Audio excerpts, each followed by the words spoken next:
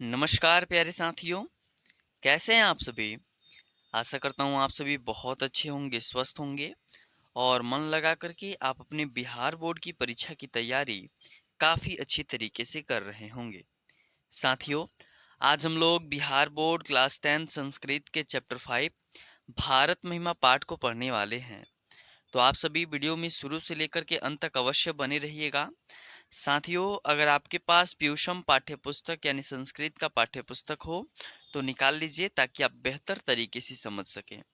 चलिए, आज हम लोग पैचमः पाठः यानी कि पैचमः का अर्थ होता है पांचवा, पाठः का मतलब पाठ यानी अध्याय, पांचवा पाठ भारत महिमा को पढ़ने वाले हैं। साथियों, चैप्टर का नाम ही आपका भारत महिमा है। इससे आपको यह ज्ञात हो गया होगा कि आज हम लोग अपने देश भारत के बारे में, भारत की महिमा के बारे में जानने वाले हैं। चलिए पढ़ना प्रारंभ करते हैं।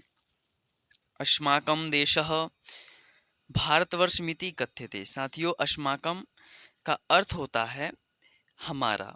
देशः का आप लोग देश जानते हैं। बोला जा रहा है कि हमारे देश को भारतवर्ष कहा जाता है। साथियों, इस क्लास में या आप जो वीडियो देख पा रहे हैं, इसमें से शायद ही कोई ऐसा छात्र होगा जिसे अपने देश का नाम ना मालूम हो। सभी व्यक्ति अपने अपने देश का नाम याद है उनको कि हमारे देश का नाम क्या है जी, भारतवर्ष है। अस्य महिमा सर्वत्र गीयते। बोला जा रहा है हमारे इस भारत देश की जो महिमा है ना, वह सर्वत्र गाई जाती है, सभी जगह गाई जाती है। पाठे असीमन विष्णु पुराणात भागवत पुराणात च प्रथमम द्वितीयम च क्रमशः पदम गृहीतमस्ति। अर्थात साथियों, इस पाठ में विष्णु पुराण और भागवत पुराण से क्रमशः पहला और दूसरा पद लिया गया है। अभी हम समझाएंगे आपको। अवशिष्टानि पदानि अध्यक्षे निर्मय प्रस्तावितानि, और शेष जितने भी पद हैं वह आधुनिक अध्यक्ष के द्वारा अपने से बना करके प्रस्तुत किए गए हैं। आइए साथियों, समझते हैं ये दो पंक्ति कहना क्या चाह रहा है। साथियों, यह जो आपका भारत महिमा पाठ है ना, यह भारत महिमा पाठ मेनली रूप से पुराण से संकलित है। किससे संकलित है? पुराण से संकलित है। और पुराण की संख्या आप लोग जानते हैं कि 18 होती है। और इस भारत महिमा पाठ में कुल 5 श्लोक हैं। कितने श्लोक हैं? 5 श्लोक हैं। और इसमें से बोला जा रहा है कि पहला श्लोक और दूसरा श्लोक पुराण से लिया गया है। जिसमें का जो पहला श्लोक है वह विष्णु पुराण से लिया गया है और दूसरा जो श्लोक है वह भागवत पुराण से लिया गया है। दो तो श्लोक पुराण से ले लिए गए और जो शेष 3 श्लोक बच रहे हैं ना, वह आधुनिक अध्यक्ष के द्वारा अपने से बना करके प्रस्तुत किया गया है। तो यही बातें भी बताई जा रही हैं। भारतम प्रति भक्ति रश्मांक कर्तव्य रूपेण वर्तते। बोला जा रहा है कि भारत के प्रति हमारी भक्ति जो है वह कर्तव्य स्वरूप है। यानी कि हम सभी का यह कर्तव्य है कि हम अपने देश के प्रति भक्ति भावना को रखें। चलिए, अब यहाँ पे पौराणिकी। पौराणिकी का अर्थ हुआ पुराण से। यह रहा आपका पहला श्लोक और यह रहा आपका दूसरा श्लोक। ऊपर हम आपको बताए थे कि भारत महिमा पाठ का जो प्रथम श्लोक है वह विष्णु पुराण से लिया गया है तथा यह जो दूसरा श्लोक है वह भागवत पुराण से लिया गया है। तो विष्णु पुराण का पहला श्लोक है, गायन्ति देवाः किल गीतकानि धन्यास्तु ते भारत भूमि भागे स्वर्गा पवर्गा स्पद मार्ग भूते भवन्तु भूयः पुरुषा सुरत्वात्। कहने का अर्थ है साथियों कि वे मनुष्य धन्य हैं जो स्वर्ग और मोक्ष प्रदान करने वाली पवित्र भारत भूमि पर जन्म लेते हैं। देवता लोग भी इस भूमि पर पुनः पुनः आने के लिए इसका यश गाते हुए प्रार्थना किया करते हैं। साथियों, आप सभी यहाँ पे देख पा रहे हैं स्वर्गा पवर्गा मार्ग भूते, ठीक है। यानी कि यह जो हमारी मातृभूमि भारत देश है ना, यह स्वर्ग से भी सुंदर है।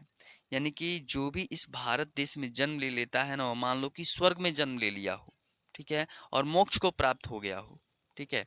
तो देवतागण भी जो है ना, ऐसे ईश्वर से वह अपने श्री से प्रार्थना करते हैं कि हमारा भी जन्म कहाँ पे हो, जिस भारत देश में हो। ठीक है।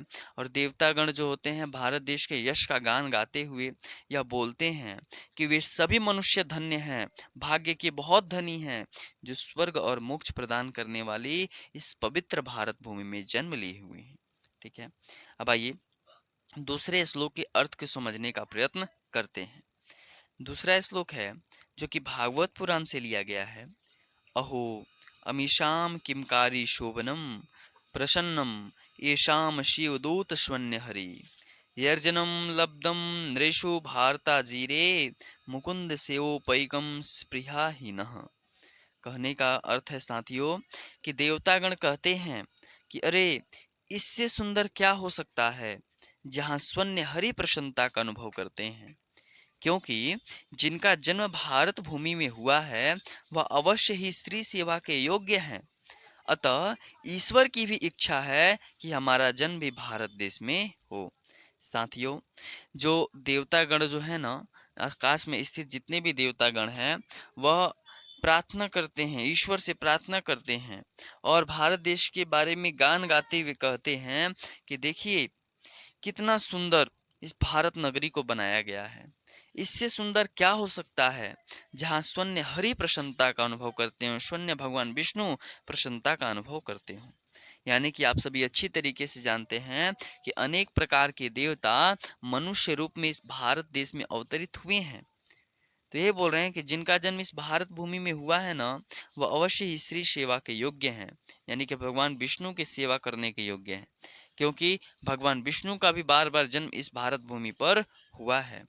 और जितने भी भगवान हैं, जितने भी देवताएं हैं, वह हाथ जोड़े प्रार्थना करते हैं भगवान श्री विष्णु से कि हमारा भी जन्म कहाँ पे हो जी, इस भारत जैसे देश में हो, ताकि हम आपकी क्या कर सकें, सेवा कर सकें। ठीक है। मुकुंद सेवोपैकम, आपकी हम क्या कर सके, मुकुंद, हे मुकुंद हम आपकी सेवा कर सके। चलिए अगला आधुनिकी से यानी कि आधुनिक अध्यक्ष के द्वारा यह लिया गया श्लोक है। ठीक है, पढ़ते हैं। यम निर्मला वत्सला मात्रे भूमि प्रसिद्धम सदा भारतम वर्ष में तत विभिन्ना जना धर्म जाति प्रभेदय रिहक्तो भावम वहंतो वसंती। कहने का मतलब है साथियों कि यह निर्मल, स्वच्छ और ममतामयी भारतवर्ष अपने इन विशेषताओं के लिए सदा प्रसिद्ध रहा है। किन विशेषताओं के लिए प्रसिद्ध रहा है? तो यहाँ पे विभिन्न लोग धर्म जाति के सारे भेदभाव को छोड़ करके निवास करते हैं। साथियों, जैसा कि आप सभी बहुत ही अच्छी तरीके से जानते हैं कि हमारा मात्र एक ऐसा ही देश भारत है जहाँ पे सभी देश के लोग एकदम स्वच्छंद विचरण, सभी धर्म और जाति के लोग एकदम स्वच्छंद विचरण कर सकते हैं। यानी चाहे वह किसी भी धर्म के हों, किसी भी जाति के हों, इस भारत देश में वह निवास कर सकते हैं बिना किसी रोक टोक के। ठीक है। तो यहाँ पे यही बातें बोली जा रही हैं कि भारत देखिए यह ममतामयी भारत है। जिस प्रकार एक बच्चा गलती कर देता है और उसकी माँ उसके माता पिता जो होते हैं वह ममता बस उसको क्षमा कर देते हैं, ठीक उसी प्रकार यह हमारी भारत भूमि है। यहाँ पे विभिन्न लोग धर्म जाति के सारे भेदभाव को छोड़ करके निवास किया करते हैं। अगला श्लोक है साथियों कि विशाला अस्मदिया धरा भारतीया सदा सेविता सागरे रम्य रूपा वने पर्वत निर्झरे भ्रव्यभूति वृहंतो भिरेशा वृहंति भिरेशा शुभा चाप गाभी। अर्थ है साथियों कि हमारा यह भारत भूमि सर्वदा सागर से सेवित और सुंदर है। पर्वत हैं, निर्झर से युक्त भव्य ऐश्वर्यशाली है, जहाँ हमेशा पवित्र नदियाँ बहती रहती हैं। इसकी पवित्रता और प्राकृतिक छटा मानव के लिए तो क्या, स्वर्गवासी देवताओं के लिए भी आकर्षक है। साथियों, जैसा कि आप सभी अच्छी तरीके से जानते हैं कि जो भारत का जो निचला इलाका है ना, जो दक्षिणी भाग है, यह भी यहाँ पे महाराष्ट्र, गुजरात, गोवा, तमिलनाडु, इधर जितना भी यह सब क्षेत्र है यह सब सागर से घिरा हुआ है। यह नीचे वाला भी क्षेत्र जो है यह सागर से घिरा हुआ है, और इधर बंगाल के साइड वाला भी जितना क्षेत्र है वह सागर से घिरा हुआ है। यानी कि हमारा भारत जो है वह तीनों तरफ से सागर से क्या हुआ है, घिरा हुआ है, जिससे यह काफी सुंदर प्रतीत होता है। यह हमारा भारत देश जो है, आप इधर वाले इलाके में चले आइएगा तो पर्वत से युक्त है। इधर वाले इलाके में चले आइएगा, पर्वत से युक्त है, निर्झर से, झरनों से युक्त है। यानी कि यहाँ पे सुंदर सुंदर पहाड़ है, सुंदर सुंदर झरने हैं जो इसके ऐश्वर्य को बढ़ाती रहती हैं। जहाँ हमेशा पवित्र नदियाँ बहती रहती हैं। साथियों, इस सारे एरिया में हमेशा पवित्र नदियाँ बहा करती हैं जो कभी भी सूखती नहीं है। ठीक है। और इसकी पवित्रता और प्राकृतिक छटा मानव के लिए तो क्या, स्वर्गवासी देवताओं के लिए भी आकर्षक है। और सोचिए कि यहाँ पे एक नदी बह रही हो, ठीक है, यहाँ पे सुंदर सुंदर पहाड़ हो, एक झरना से पानी गिर रहा हो, ठीक ठीक है, यहाँ पे पेड़ पौधे लगे हों, हिरणों का एक समूह यहाँ पे पानी पी रहा हो, यहाँ पे सुंदर सुंदर फूल लगे हों, एक तपस्वी यहाँ पे तपस्या कर रहा हो, अगर आप यहाँ पे बैठे हों तो यह पल देखने में कितना सुंदर प्रतीत होता है। तो वह देवतागण भी कहते हैं कि काश हम भी इस पल को प्रतीत कर पाते, हम भी इस पृथ्वी पर, हम भी इस भारत देश में जन्म ले पाते। ठीक है। तो ये सभी स्वर्गवासी देवताओं के लिए हमारा भारत जो है ना, वह आकर्षक का केंद्र रहा है। आज का अंतिम श्लोक है जो कि आधुनिक अध्यक्ष के द्वारा ही लिया गया है। जगद गौरवम भारतम शोभनीयम सदा अस्माभिरेत तथा पूजनीयम भवेद देशभक्ति ही समेषाम जनानाम प्रादर्श रूपा सदा वर्जनीय। साथियों, इस चैप्टर के लेखक जो हैं वह हमारी भक्ति भावना को उजागर करना चाहते हैं। वह इस श्लोक के माध्यम से हमें यह बताना चाहते हैं कि हमारा गौरवशाली देश भारत जो है ना, वह सभी प्रकार के स्वभावों से युक्त है और हम लोगों के द्वारा सदा पूजनीय है।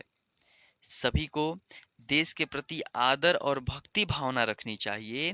श्रेष्ठ और आदर्श स्वरूप मातृभूमि आकर्षण का केंद्र एवं नमन योग्य है। वह कहना चाहते हैं साथियों कि जिस प्रकार हम ईश्वर को, अपने आराध्य की पूजा करते हैं, अपने माता पिता की अपने मन में कल्पना करते हैं, पूजा करते हैं, ठीक उसी प्रकार से हमें अपनी देश की भी पूजा करनी चाहिए। हालांकि इनकी बात 100% सही है।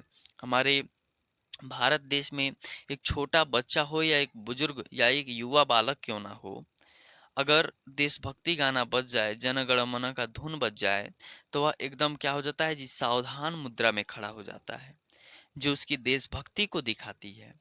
और यही बताया जा रहा है इस चैप्टर के माध्यम से, हम इसी देशभक्ति के कारण पूरे विश्व में क्या है जी, प्रसिद्ध हैं। मात्र भारत ही एक ऐसा देश है जो एकदम अपनी देशभक्ति के लिए जाना जाता है। ठीक है। तो चलिए, हम सभी ने आज आपका 5वां अध्याय भारत महिमा पाठ को अच्छी तरीके से पढ़ करके ख़त्म कर दिया।